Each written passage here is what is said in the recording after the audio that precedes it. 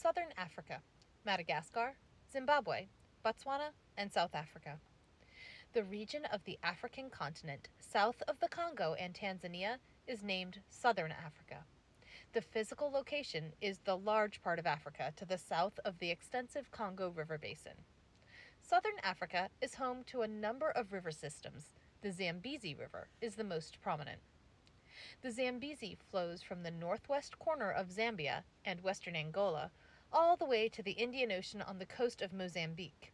Along the way, the Zambezi River flows over the mighty Victoria Falls on the border between Zambia and Zimbabwe. Victoria Falls is the largest waterfall in the world based on selected criteria and is a major tourist attraction for the region. The Tropic of Capricorn runs straight through the middle of the region, indicating that the southern portion is outside the tropics. The Kalahari Desert, which lies mainly in Botswana, is an extensive desert region with an arid mixture of grassland and sand. When there is adequate rainfall, the grasslands provide excellent grazing for wildlife. Precipitation varies from 3 to 10 inches per year. The Kalahari is home to game reserves and national parks. Large areas of dry salt pans stretch over ancient lake beds. The salt pans fill with water after heavy rainfall, but are dry the remainder of the year. The Namib Desert, found along the west coast of Namibia, receives little rainfall. Moderate Type C climates are found south of the Kalahari Desert in South Africa, where conditions are suitable for a variety of agricultural activities, including fruit orchards and an expanding wine industry. Madagascar is located to the east of the continent in the Indian Ocean. Madagascar is the world's fourth largest island and is similar in area to France. Surrounding Madagascar are the independent island states of the Seychelles, Comoros, and Mauritius. I'm pretty sure I pronounced all those wrong. Sorry, guys. Madagascar is included in this lesson on southern Africa, but it does not share its cultural geography or biodiversity. Madagascar has its own environmental conditions and cultural heritage. The early human inhabitants of Madagascar can trace their ancestry to the regions of Malaysia and Indonesia in Southeast Asia. It is believed that these people arrived on outrigger canoes. People from the African mainland also joined the population. The whole island later came under the colonial domination of France, but won its independence in the 1960s. Madagascar's unique physical environment is home to many plants and animals found nowhere else in the world. At least 33 varieties of lemurs and many tropical bird species and other animals are found only on Madagascar. 90% of its wildlife is found nowhere else on Earth. It is an area of high biodiversity and is home to about 5% of all the animals and plants in the world. Tropical rainforests can be found on the eastern edge of the windward side of the island. The western side of the island experiences a rain shadow effect because of the height of the Central Highlands, which reach as high as 9,435 feet. The western side of the island has a smaller population and receives less precipitation. Since 1990, the eastern tropical rainforest has experienced a sharp decline because of extensive logging, slash-and-burn agriculture, mining operations, and drought. Population growth has placed a heavier demand on the environment, which in turn puts stress on the habitats of many of the unusual organisms that are unique to the island. Typical of many African nations, agriculture is Madagascar's main economic activity. About 80% of the 20 million people who live on the island earn their living off the land. Deforestation is occurring on all parts of the island and is more severe in areas where human habitation leads to a high demand for firewood used in cooking. In other parts of Africa, important environmental areas have been protected or transformed into national parks and wildlife preserves. Though protected areas do exist on Madagascar, efforts to protect the environment and the wildlife have been hampered by the lack of available funding and the population's high demand for natural resources. The countries on the southern African mainland share many of the demographic qualities of the rest of Africa: large family size, agrarian economy, multiple ethnic groups, rural populations, political instability, and high rate of rural to urban shift. Southern Africa is set apart from other sub-Saharan African regions because of its mineral resources, including copper, diamonds, gold, zinc, chromium, platinum, manganese, iron ore, and coal. Countries in southern Africa are quite large in physical area, except three smaller landlocked states, Lesotho, Swaziland, and Malawi. The larger countries, South Africa, Botswana, Mozambique, Zimbabwe, Zambia, Namibia, and Angola, all have extensive mineral deposits. The vast mineral resources make this one of the wealthiest regions of Africa, with the greatest potential for economic growth. A physical band of mineral resources in southern Africa stretches from the rich oil fields off the northwest coast of Angola, east through the diamond mining region, and into the northern copper belt of Zambia. A region of rich mineral deposits continues from the unique geological formation called the Great Dyke in central Zimbabwe through the Bushveld Basin, also called the Bushveld Igneous Complex, into South Africa. From here, it extends southwest through the central gold and diamond mining regions of South Africa toward the southern coast. Mining activity exists on both sides of the belt of mineral resources. Diamond mining is found in parts of Botswana and along the coast of Namibia. Coal can be found in central Mozambique. The countries that are able to conduct the necessary extractive processes are creating national wealth and increasing the standard of living for their people. Zimbabwe. Zimbabwe is a landlocked country that is home to the beautiful Victoria Falls. The southern areas of Zimbabwe are known for their heat. The country has been faced with recurring droughts. One that occurred in 2019 killed at least 55 elephants. The country is mostly savanna, although there are moist and mountainous highlands in the east. Sadly, an estimated 60% of Zimbabwe's wildlife has died since the year 2000 due to poaching and deforestation. There is no better way to understand Zimbabwe than to become familiar with the history and heritage of the people who live there. The Great Zimbabwe Kingdom flourished from about 1250 to 1450, when it was eclipsed by succeeding kingdoms. Ruins from the extensive stone architecture of that era remain, and they're a major tourist attraction.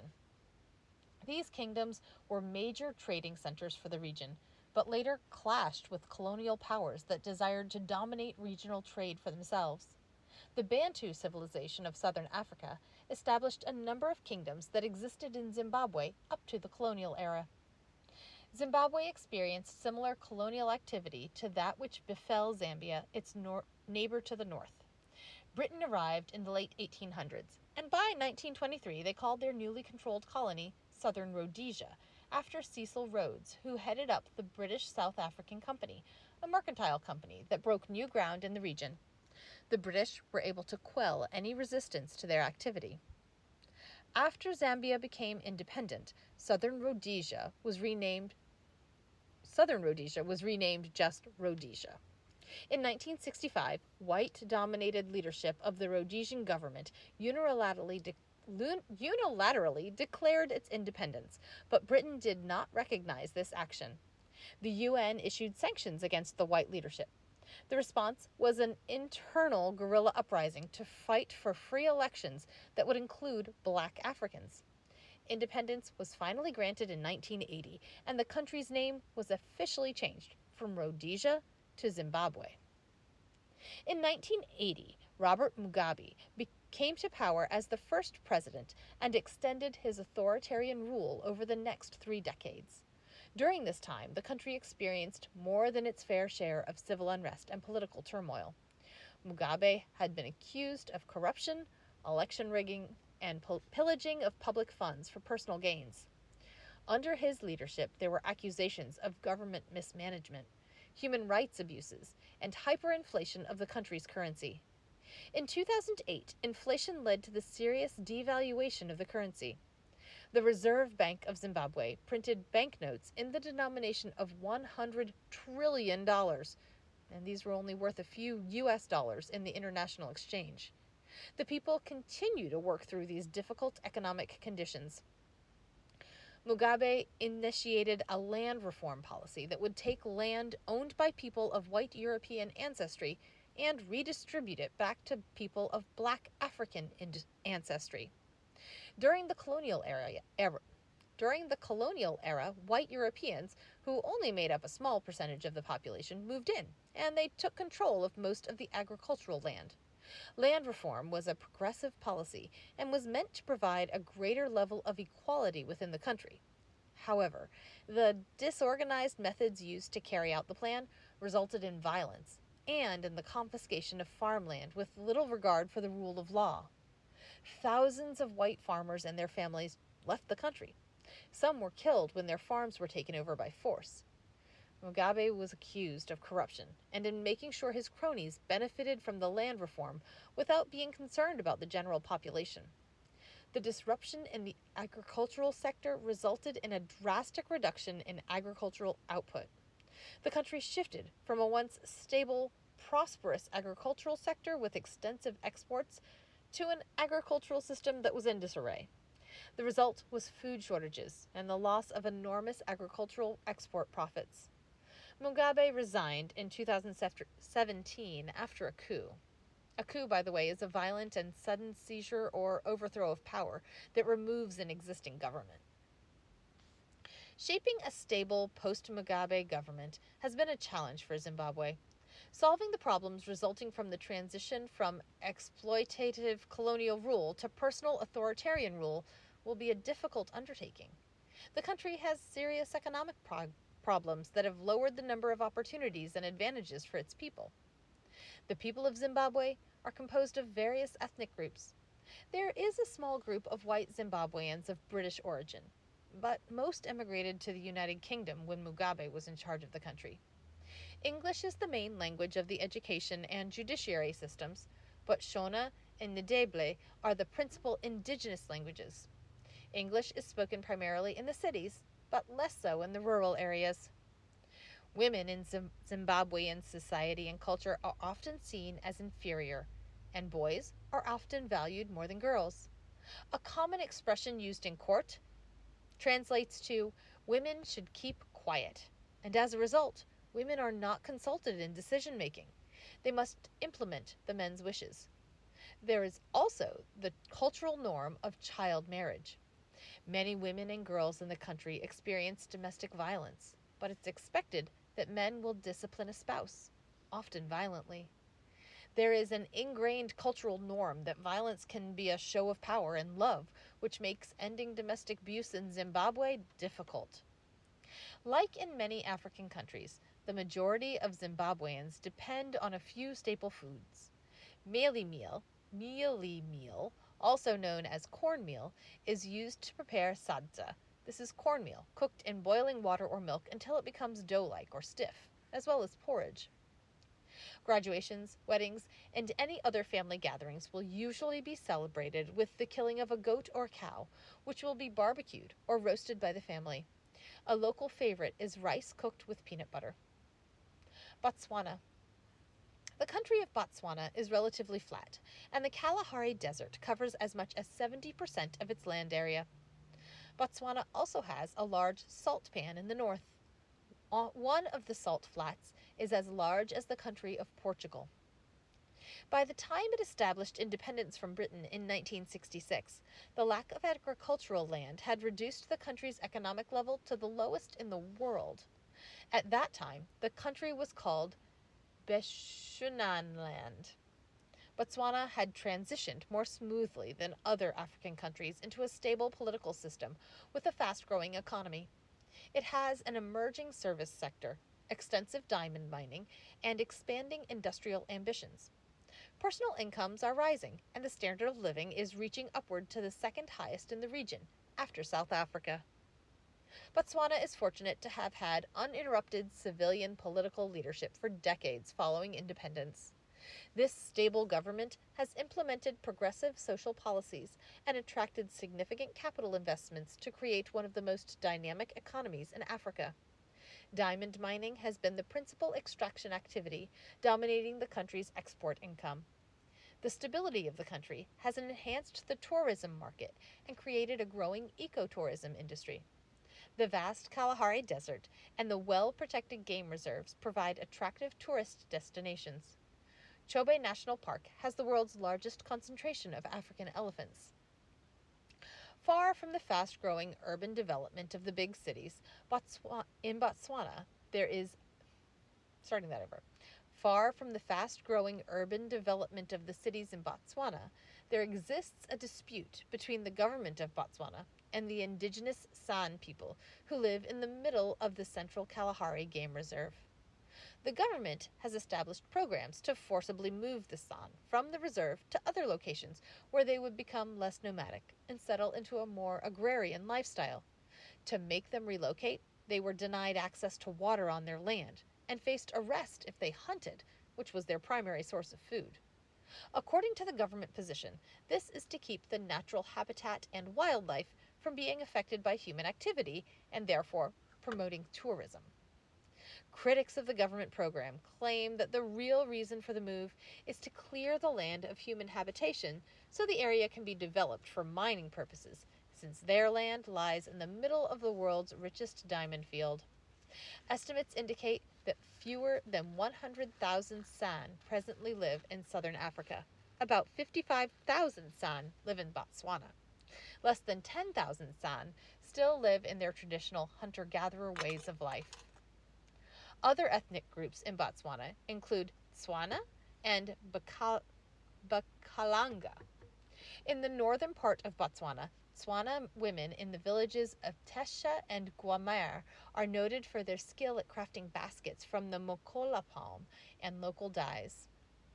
Tswana women wear a cotton fabric with various patterns that is often used for weddings or other celebrations. The cuisine of Botswana is unique and mostly includes meat, as Botswana is a cattle country. The national dish is sesewa, pounded meat made from goat meat or beef. Mopene worms are also eaten.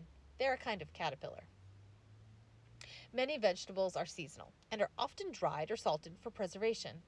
Dried bean leaves are a popular food, and some fruits are available locally, like watermelon, marula fruit, which is often fermented to make a traditional alcoholic beverage, and some wild melons, which are an important water source for people living in the desert areas. South Africa. Anchoring sub-Saharan Africa to the south is the dominant country of South Africa. Its large land area and vast mineral resources support a population of about 50 million people.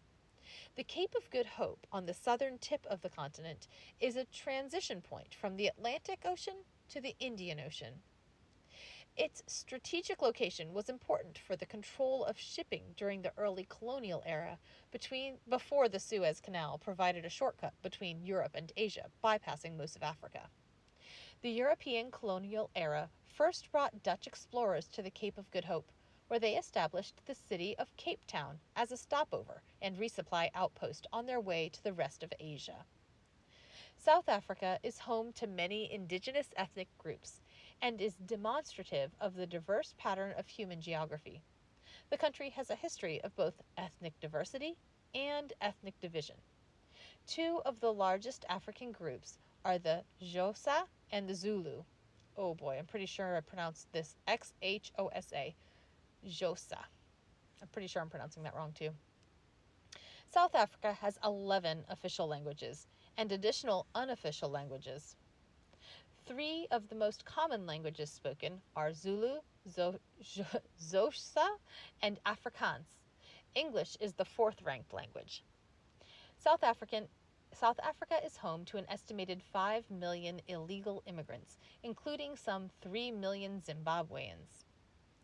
The European component of the ethnic mosaic was enhanced by colonial and neo-colonial activities. After the arrival of the first Dutch ships, other Europeans followed and competed with the African groups for land and control. The discovery of the first diamonds and then gold prompted Britain's involvement in South Africa. The Boer Wars were fought between the Dutch-based Boers and Britain for control of South Africa's mineral resources. South Africa became a British colony dominated by a white power structure. The Boers, later known as Afrikaners, spoke Afrikaans and were prominent in the South African political system. Segregation first developed as an informal separation of racial groups, but evolved into a legally institutionalized policy of apartheid, which separated people into black, white, and colored, or mixed race, racial categories. A fourth category was developed for people from Indian or Asian backgrounds. Apartheid eventually found its way into every aspect of South African culture. In the larger scale of society, access and separation was based on race. Each racial group had its own beaches, buses, hospitals, schools, universities, and so on. The legal system divided the population according to race, with the white minority receiving every advantage. There were extensive and detailed rules for every aspect of daily activity, including which public restroom or drinking fountain could be used, which color an individual's telephone could be, and which park bench a person could sit on. The government also sanctioned separate homelands for people from different ethnic groups. People were physically removed from their homes and transported to the respective new homelands based on their racial or ethnic background. The policy of apartheid not only divided the country at that time, but it set up racial barriers that will take generations to overcome. The controversial policy of apartheid in South Africa achieved international attention. Many countries condemned it and implemented economic sanctions and trade restrictions against South Africa. Opposition grew within the country and erupted into violence and social unrest. As a result, the white-dominated government of South Africa began to dismantle the apartheid system in the 1990s. The ban on political opposition parties, such as the African National Congress, was lifted, and after 27 years in prison, Nelson Mandela was released from prison, where he had been held for his resistance activities. The apartheid legislation was repealed, and a new era began. Mandela was the first African to be elected president of South Africa in the new multiracial elections of 1994. His presidency, which ended in 1999, set the stage for a multiracial society. South Africa has large modern cities such as Cape Town, Johannesburg, and Durban, each about the size of the U.S. city of Chicago or larger. The cities of Pretoria, East Rand, and Port Elizabeth are also major metropolitan areas and have more than 1 million people each. These urban centers all contribute to and support the extensive mining and agricultural activities that provide national wealth. As the country that exports more diamonds than any other in the world, South Africa has gained much national income from the extraction of mineral resources, which are being tapped by some of the largest mining operations on Earth. Large parts of South Africa have a moderate climate and good soil, which combine to produce enormous quantities of agricultural products, both for domestic consumption and for export profits. The extreme southwest has a climate remarkably similar to that of the Mediterranean Sea, with wet winters and hot, dry summers. This area also produces much of the wine in South Africa. This region is also particularly known for its wind, which blows intermittently almost all year. The severity of this wind made passing around the Cape of Good Hope particularly treacherous for sailors, causing many shipwrecks. Further east on the south coast, rainfall is distributed more evenly throughout the year, producing a green landscape. The high Drakensberg Mountains, which form the southeastern escarpment of the Highveld, offer limited skiing opportunities in the winter. The Bushveld of South Africa is a subtropical woodland and features numerous animals such as lions, cheetahs, rhinos, wildebeests, giraffes, hyenas, hippopotamus, and more. Most of the population may work in the mines, in agricultural activities, or in the service sector, but they are not directly benefiting from the profits of their labor, other than earning a wage. These people find themselves in the poorer working class majority of the population. The landowners, mining corporation executives, and social elite that control the service sector or are employed in activities such as banking or the commodity markets are receiving higher incomes and have created a wealthier upper class. Apartheid supported this class division. Millions of poor ethnic minorities find themselves in living conditions similar to their economically depressed neighbors in other parts of Africa, while the wealthier upper class has established a good standard of living similar to that of the core economic areas of the world. South African cuisine is diverse. Food from many cultures are enjoyed by all, and especially marketed to tourists who wish to sample the large variety available. South African cuisine is heavily meat based and has spawned the distinctively South African social gathering known as braai, a variation of barbecue. A typical meal in Bantu speaking South African household is a stiff, fluffy porridge of maize meal called pap, and very similar to American grits, with a flavorful stewed meat gravy. Traditional rural families, and many urban ones, often ferment their pap for a few days, especially if it's sorghum instead of maize, which gives it a tangy flavor. Pumpkin is often eaten, and mango is a traditional South African non alcoholic drink made from fermented maize meal.